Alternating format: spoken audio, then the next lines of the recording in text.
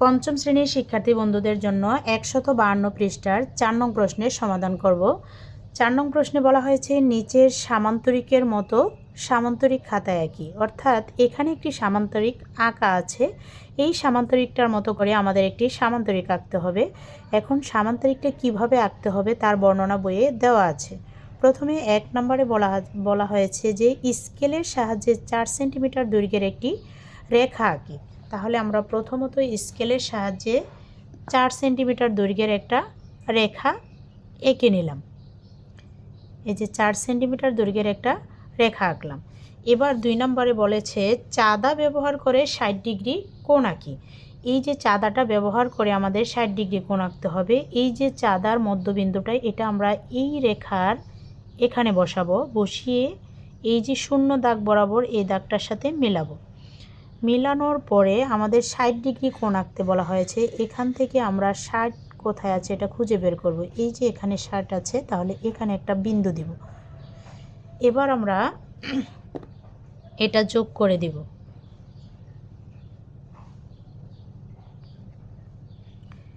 এটা যোগ করার ফলে এই যে এখানে কোণটা সৃষ্টি হলো, এই কোণটা যে তৈরি হলো এটা কত ডিগ্রি? 60 ডিগ্রি। 60 ডিগ্রি। এবার 3 নম্বরে বলা হয়েছে ত্রিকোণী সেট ব্যবহার করে দ্বিতীয় ধাপে অঙ্কিত রেখার সমান্তরাল রেখা কি। অর্থাৎ এই যে একটা রেখা আছে, এই রেখাটার সমান্তরাল করে আমাদের এই রেখাটা আঁকতে হবে, সেটা ত্রিকোণী সেট ব্যবহার করে। তাহলে আমরা দুইটা ত্রিকোণী সেট নিলাম। এই যে দুইটা ত্রিকোণী সেটের এই যে ছোট ত্রিকোণী সেটটা আমরা কি করব, এভাবে বসাবো। এই রেখার সাথে মিলিয়ে আমরা ছোট ত্রিকোণী সেটটা বসাবো। বসানোর পর আরও একটি ত্রিকোণী সেট আছে আমাদের। এই যে এই ত্রিকোণী সেটটা এখানে মিলিয়ে এভাবে বসাবো।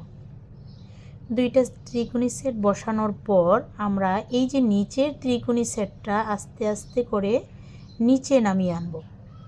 নিচে নামানোর পর এখন আমরা উপরে এটা ধরে রেখে উপরের ত্রিকোণী সেটটা আমরা এভাবে সরিয়ে এখানে নিয়ে আসব। একেবারে যখন এই বিন্দুটাতে আসবে এখানে এসে আমরা থামব। এবার আমরা এই ত্রিকোণী সেটটা সরিয়ে দিতে পারি। সরিয়ে দিয়ে এখানে এই যে সমান্তরাল করে একটা রেখা টানলাম।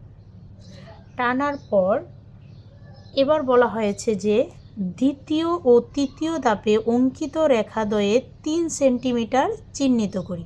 দ্বিতীয় এবং তৃতীয় ধাপে আমরা যে রেখাটা এঁকেছি সমান্তরাল রেখাটা, সেটা থেকে 3 সেন্টিমিটার চিহ্নিত করতে বলা হয়েছে। তাহলে আমরা স্কেল দিয়ে আমরা কি করব, এই যে এখান থেকে 3 সেন্টিমিটার, এই যে 3 সেন্টিমিটার একটা বিন্দু দিব। আবার এই রেখাটাতেও আমরা কি করব, 3 সেন্টিমিটার একটা 3 সেন্টিমিটারের মধ্যে একটি বিন্দু দেব। তারপরে এই বিন্দু আর এই বিন্দুটাকে আমরা যোগ করে দেব। এই দুইটা বিন্দু আমরা যোগ করে দেব। তাহলে এটা একটা কি সামান্তরিক অঙ্কিত হইল। আর এই বাহুটা যদি 4 সেন্টিমিটার হয়, এটাও কিন্তু 4 সেন্টিমিটার হবে, কারণ সামান্তরিকের বিপরীত বাহু সমান।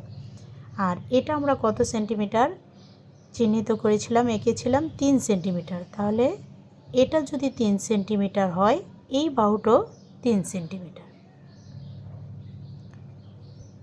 3 সেন্টিমিটার আমরা নামকরণ করে দিতে পারি যে এটা এ, বি, সি, ডি। এবার লিখতে পারি চিত্রে এ,